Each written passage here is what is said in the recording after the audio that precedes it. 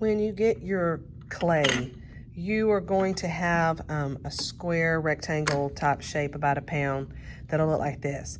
Now, depending on what you have chosen to make, you may need to pinch off part of this, or you may need to almost use this for your shape. I know some of you are doing apples or pears, and the rest of you kind of have some smaller objects.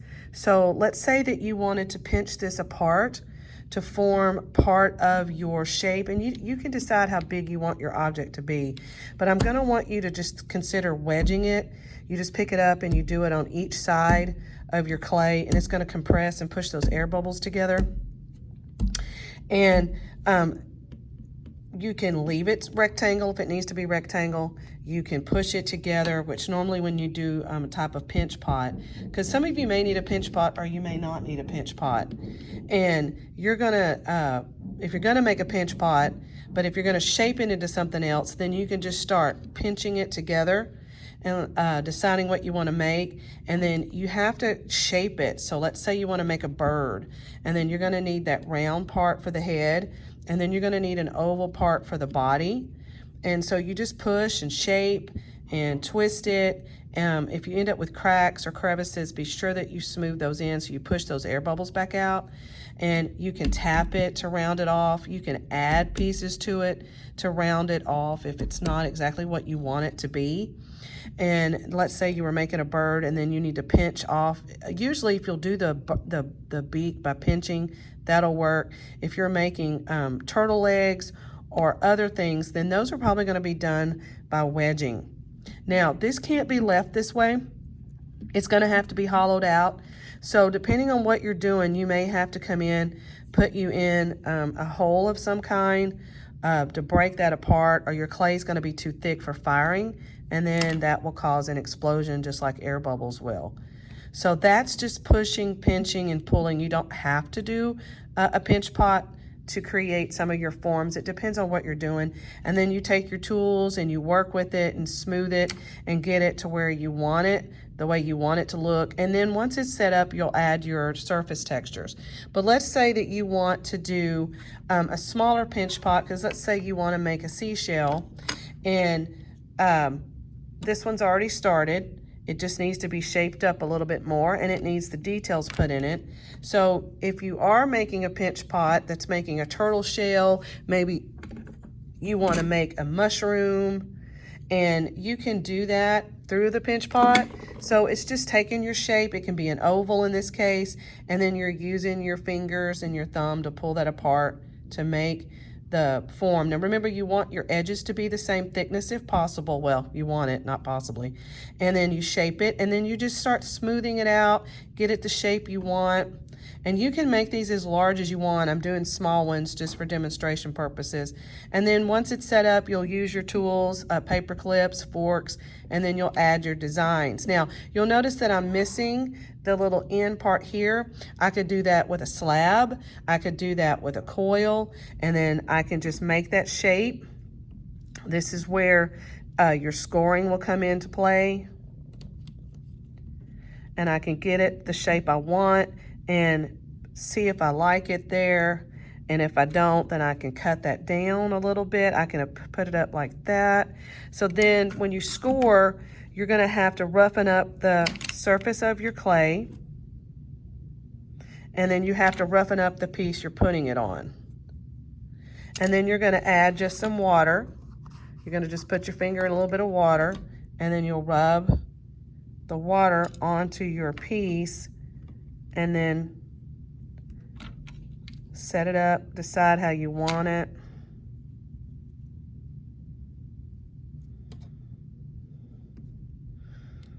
And then you work your clay usually from all sides. It's not usually just one side that you're working on when you're shaping and forming things. Then you'll want to pick it up, and you'll want to flip it over, and you'll want to smooth on the underside as well. This is going to, again, get it so that it will stay together during the drying process, so that as it goes through the shrinkage stage, reaches your leather hard stage, and then gets to the greenware stage, it's all put together. And then you use your tools, paper clips, whatever you may have available, and then you draw your lines on your surface. So you're going to have to think about your details as you finish up once it's shaped up. So this is just an example of a different type of pinch pot method rather than making an actual pot. You could do the pinch pot where you're starting it and then again pulling out and shaping it into whatever form or shape that you need, and that's usually through pinching and pulling your clay out because it's very flexible because, well, it's clay. Now let's say you wanted to do your coils, and let's say that you had, I don't have a pinch pot available, but let's say you have a small pinch pot. We'll just use this as an example here, and I want to add some coils to it. So I'm going to get this to the shape I want, thin it out, and you can take your tools, you can cut, smooth things out, but remember that you're joining them, so you're going to have to do your scoring. And then you can take a coil, you can start it in your hands or on the table. I'm kind of a start it in my hands kind of person. I'm going to get it to the thickness that I want, and then I'm going to score it, roughening up that surface. And then I'm going to score over here where I want this. Nope, I'm going to do this. So I'm going to do it on this side instead. We'll put it around that edge. And then you'll just get a little bit of water, put your water on it, put the two roughened sides down together, and make whatever you're making on there. And then you can keep building on that. You can support this with your hands. You can pick it up and work with it. You can support it by putting some newspaper under it. But when you do attach a coil, you're going to want to gently take that edge, push it down a little bit, and then you can leave it showing, or you can even completely smooth it all out. Depends on what you're doing with it. But then if I'm then ready, I could take another one, put that on here, take my clay, make my coil.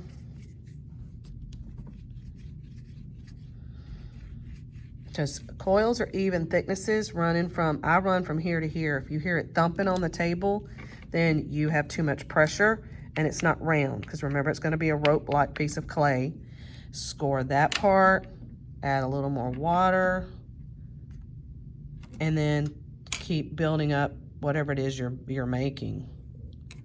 And that is pretty much it. So you're doing your biomorphic and combining two things. So I would take this, since I thought about making a butterfly, so I'm going to